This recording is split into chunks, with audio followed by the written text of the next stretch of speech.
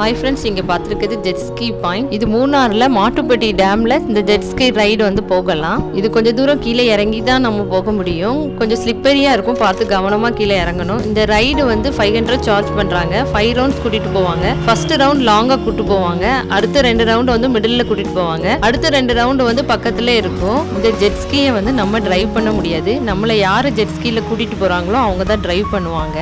நம்மளோட சேஃப்டி ரீசனுக்காக அவங்க தான் டிரைவ் பண்ணுவாங்க.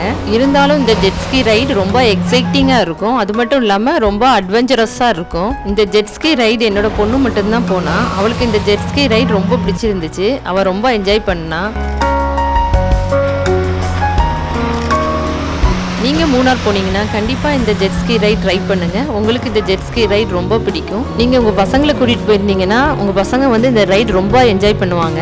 நீங்க ஆல்ரெடி ஜெட் ஸ்கி ரைட் போயிருந்தீங்கன்னா உங்களோட எக்ஸ்பீரியன்ஸை கமெண்ட் பண்ணுங்க. பாய்.